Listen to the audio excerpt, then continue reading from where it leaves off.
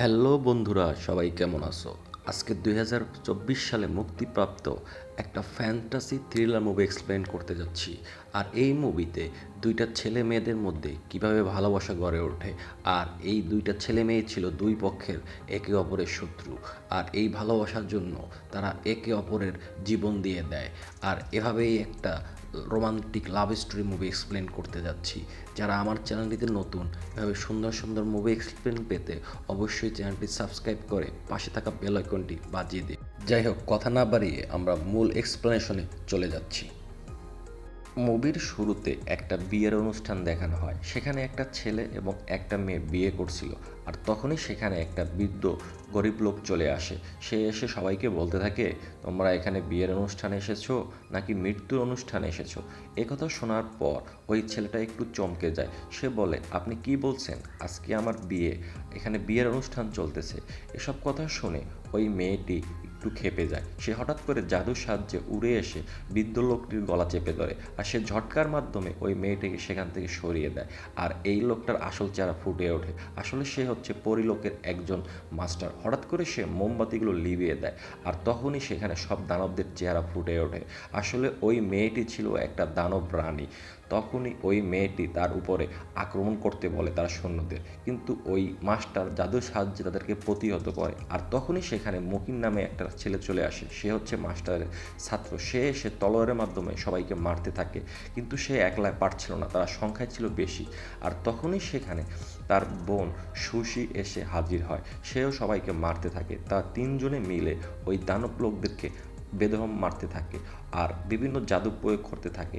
এসব অবস্থা থেকে ওই দানব মেয়েটি তার বরকে নিয়ে সেখান থেকে পালিয়ে যেতে থাকে। আর তখনই মুকিন একটা তলোয়ার আঘাতে ওই মেয়েটিকে আহত করে ফেলে এবং মুকিন ওই মেয়েটির সামনে তলোয়ার ধরে। তখন ওই ছেলেটি বলে, আমি ওকে ভালোবাসি, তুমি ওকে ছেড়ে দাও। আর মুকিনের দয়া হয়, সে তাকে ছেড়ে দেয়। আর তখনই ওই দানব মেয়েটি একটা বড় সাপের আকার ধারণ করে এবং মুকিনকে লেজের মাধ্যমে পেঁচিয়ে তারা সামনে নিয়ে আসে এবং বলতে থাকে, আমরা দানব, তাই কি আমরা প্রেম করতে পারবো না? এই বলে তাকে যখন কামড়াতে যাবে তখনই ওই মাস্টার এসে ওই সাপটার গলা কেটে ফেলে। আর এসব দেখে ওই ছেলেটি আত্মহত্যা করে এবং সে বলে, আমার গার্লফ্রেন্ড মারা গেছে, আমি বেঁচে থেকে কি করব? আর এসব কথা শুনে সুচি মুকিনকে বলে, ছেলেটা ভালোবাসায় পাগল হয়ে গেছে। আর তখনই সেখানে মাস্টার চলে আসে। মাস্টার এসে বলে, দানবদের বেশি দয়া দেখাতে যেও না, ওরা হচ্ছে খুব খারাপ। তখন সে ওই দানবের পেট ফেরে একটা আয়না বের করে নিয়ে আসে। মুকিন জিজ্ঞেস করে, এই আয়নাটা কিসের? তখন ওই মাস্টার বলে, এটা হচ্ছে একটা দানব রাজ্যের রাজার একটা হৃৎপিণ্ডর অংশ। তাদেরকে অনেক আগেই বন্দি করে রাখা হয়েছিল। এখন তারা আবার পুনর্জন্ম নিতে যাচ্ছে, এই জন্য এই আয়নাগুলো সক্রিয় হয়ে উঠতেছে। অপরদিকে দানব রাজ্য দেখানো হয়। সেখানে এক দানব মাস্টার শিশুদেরকে পড়াশোনা করাচ্ছিল। আর তখন সে শিশুদেরকে বলে, হাজারো বছর আগে দানব রাজ্য এবং পরিরাজ্যের মধ্যে যুদ্ধ হয়। আর এই যুদ্ধে দানব রাজা হেরে যায় এবং তাকে একটা আয়নার মধ্যে বন্দি করে তার আত্মাকে সেখানে শাস্তি দেওয়া হচ্ছে। আর তখনই সেখানে একটা মেয়ে চলে আসে, যার নাম হচ্ছে মিউ। মিউ দানব হলেও সে খুব ভালো মানুষ, সে পর উপকারী, সে সবাইকে সাহায্য করে। একথা শোনার পরে সে মাস্টারের কাছ থেকে পারমিশন নিয়ে সে মন্দিরে চলে যায়। মন্দিরে তার একটা কুকুর আছে। সেই কুকুরটাকে খাবার খাওয়াতে যাওয়া অবস্থায় সে দেখতে পারে যে গাছটাতে কোনো সময় ফুল ধরেনি, ওই গাছটাতে আজকে ফুল ধরছিল। আর তখন মাস্টার সবাইকে বলে, এই গাছটায় ফুল ধরা মানে আমাদের দানব রাজ্যের রাজার আবার পুনর্জন্ম হচ্ছে। এসব কথা শুনে মিউ খুশি হয় এবং দানব রাজ্যের উদ্দেশ্যে সে প্রার্থনা করে বলে, আমি এখানে ভালোই আছি, শুধু আমাকে সুন্দর একটা বয়ফ্রেন্ড দিও। তখনই সেখানে বাচ্চাগুলো চলে এসে মিউকে ডিস্টার্ব করে। তখন সে রাগে কাউকে মাছ, কাউকে ছত্রাক বানিয়ে সে তাদের সাথে মজা করে, কিন্তু কিছুক্ষণ পর সে তাদেরকে আবার দানবে পরিণত করে দেয়। তখন তারা হাসাহাসি করে মিউ সেখান থেকে চলে যায়। আর এইদিকে পরীর রাজ্য দেখানো হয়। সেখানে মাস্টার সবাইকে ডেকে মুকিনের হাতে ওই কাচের টুকরাটি দেয় এবং বলে, এটা হচ্ছে দানব রাজ্যের রাজার একটা হৃৎপিণ্ডের অংশ। বাকি অংশগুলো তোমাকে খুঁজে নিয়ে আসতে হবে। এটা খুব পুণ্যের কাজ। যদি খুঁজে নিয়ে না আসা যায় তাহলে সে জন্মগ্রহণ করলে আবার এই পরিরাজ্যকে সে ধ্বংস করে দেবে। মুকিন বলে, মাস্টার আপনি কোনো চিন্তা করবেন না, আমি অবশ্যই এটা নিয়ে আসবো। তখনই সে ওই দানব রাজ্যের উদ্দেশ্যে রওনা হয়। আর এইদিকে দেখানো হয় মিউ সে ওই গাছের কাছে আবার গিয়ে প্রার্থনা করে। তখন বলে, আমি আগেরবার সুন্দর করে প্রার্থনা করতে পারিনি, তুমি সত্যি আমাকে একটা সুন্দর বয়ফ্রেন্ড দিও। এই অবস্থায় মুকিং ওই দানব রাজ্যের উপরে চলে আসে। সেখানে গিয়ে তার কোনো জাদু কাজ করতেছিল না, তাই সে হঠাৎ করে ওই গাছটির উপরে এসে পড়ে। সেখানে আগুন ধরে যায় এবং ওই গাছটি সেখান থেকে গর্ত হয়ে যায়। মিউ এটা দেখে খুব অবাক হয়ে যায়। সে দেখে যে মুকিন অজ্ঞান হয়ে গেছে। সে মুকিনের সেবা শুশ্রূষা করার জন্য বাসায় নিয়ে আসে। কিছুক্ষণ পর তার জ্ঞান ফেললে সে অবাক হয়ে যায়। মিউ বলে, তুমি ভয় পেও না, আমি একটা বিড়াল দানব, আমি কারো ক্ষতি করি না, আমি সবাইকে হেল্প করি। তখনই তার বিড়ালের চেহারা দেখায়। মুকিন এই অবস্থা দেখে তার উপরে সে জাদু প্রয়োগ করতে চায়, কিন্তু তার জাদু কোনোভাবেই কাজ করতেছিল না। মিউ বলে, এখানে তোমার কোনো জাদু কাজ করবে না, বরং তুমি এখানে বসো, আমি তোমার জন্য খাবার নিয়ে আসি। মিউ যখন ফিরে আসে তখন সে আর মুকিনকে সেখানে দেখতে পায় না। এইদিকে মকিন তার মাস্টারের দেওয়া আয়নার বাকি টুকরোগুলো খুঁজতে একটা মন্দিরে চলে আসে। মন্দিরে আসা মাত্রই আয়নাটা জল করে জ্বলে ওঠে। মকিন বুঝতে পারে এখানে আয়নার বাকি অংশগুলো আছে। তখনই একটা কুকুর মন্দির থেকে বেরিয়ে আসে। যে কুকুরটাকে মিউ সবসময় খাবার খাওয়াতো, সে কুকুরের গলায় আয়নাটা দেখতে পায়। যখনই সে আয়নাটা আনতে যাবে, কুকুরটা তখন ভয়ানক একটা ধোঁয়ার দানবে পরিণত হয়। সে মুকিনকে আক্রমণ করে। মুকিন তার সাথে যুদ্ধ করে কোনোভাবেই পেরে উঠছিল না। যখনই দানবটা মুকিনকে কামড় দিতে যাবে, তখনই সেখানে মিউ চলে আসে।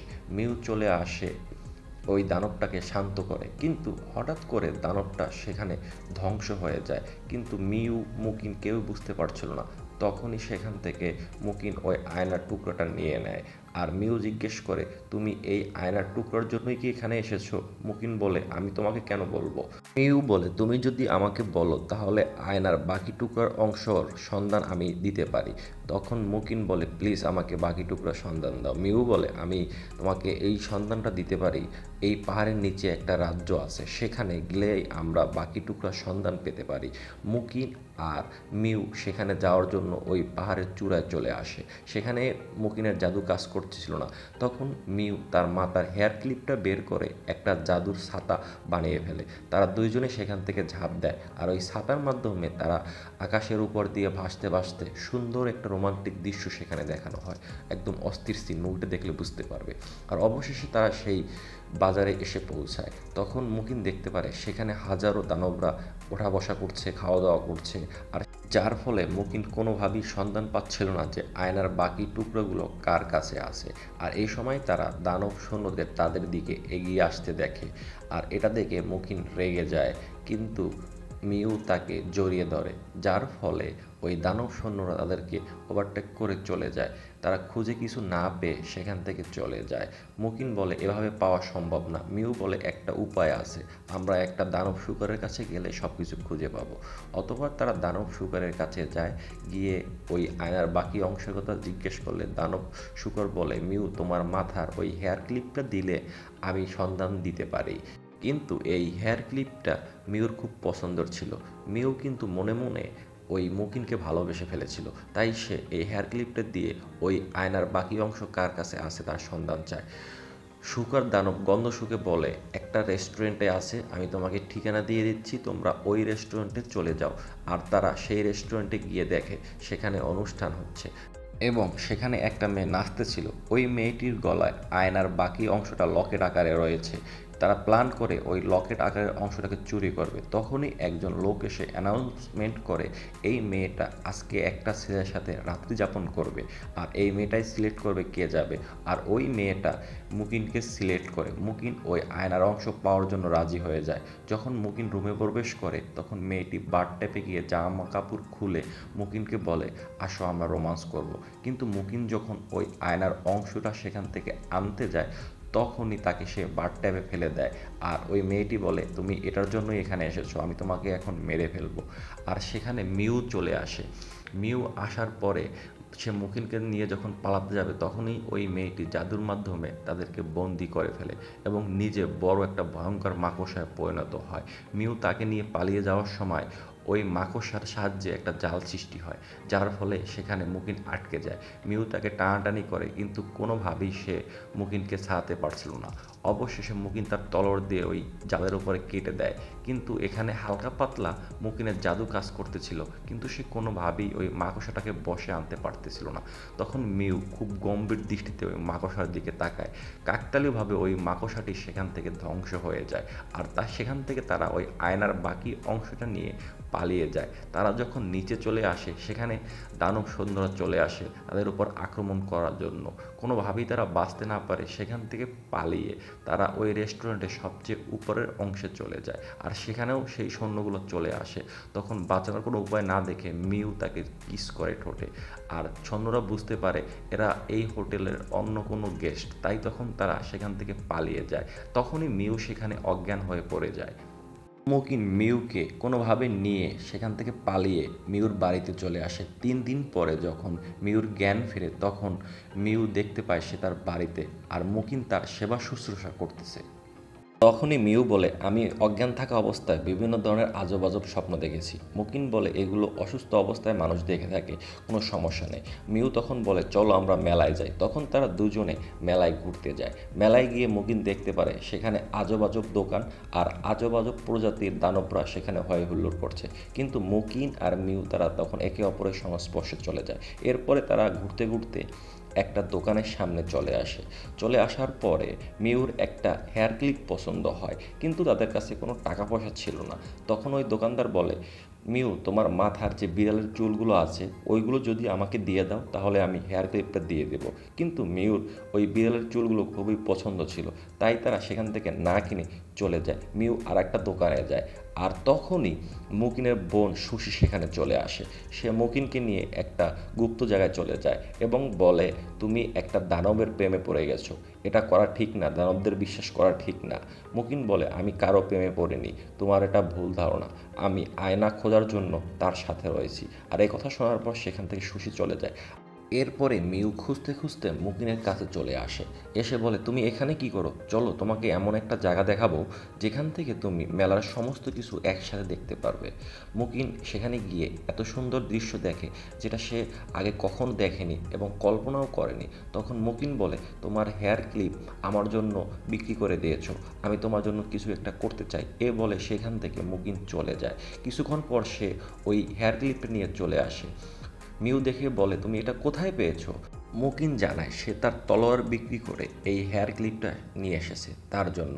তখন মিউ মুকিনকে জড়িয়ে ধরে এবং ভালোবাসার কথা জানায়। মুকিনও সেটা অ্যাপসেট করে নেয়। আর তখনই মিউ বলে, এখন তুমি এখানে দাঁড়াও, আমি আসতেছি। মিউ গিয়ে তার মাথার চুল বিক্রি করে ওই তলোয়ারটা আবার ফিরিয়ে নিয়ে আসে। আর তারা একে অপরের প্রতি ভালোবাসা প্রকাশ করে এবং তারা আস্তে আস্তে ইন্টিমেট হয়ে যায়। মিউ তখন বলে, আমি স্বপ্নের মধ্যে যে জিনিসটা দেখেছি, একটা নদীর পাড়ে একটা দানবের মুখের মধ্যে আয়নার বাকি অংশটা রয়েছে, চলো সেখানে আমরা একটু ট্রাই করে দেখি। তারা সেখানে চলে যায়। নদীর পাড়ে গিয়ে আসলেই সে ওই স্বপ্নের মতো একটা বিশাল দৈত্যকার ঘোড়ার মাথার মতো একটা জন্তু দেখতে পায়। যে জন্তুটা হা করার ফলে সেখানে তারা 3টা দরজা দেখতে পায়, আর এই 3টা দরজা তারা আস্তে আস্তে অতিক্রম করে তার ভিতরে ঢুকে যায়। সেখানে গিয়ে তারা একটা অদ্ভুত লোককে দেখতে পায়, যে লোকটার চেহারা আয়নায় দেখা যায় না। ওই লোকটার কাছে যাওয়ার পরে ওই লোকটা বলে, তোমরা এখানে এসেছো এই আয়নাটার জন্য, এই আয়নাটা আমি এখানে অনেক দিন ধরে রেখে দিয়েছি, নাও আয়নাটা নাও। আর তখনই মিউ ওই লোকটার হাত থেকে ওই আয়নাটা নিতে যায়, আর তখনই সেখানে ভূমিকম্পর সৃষ্টি হয়, আর ওই দৈত্যরা তার মুখ বন্ধ করে দেয়।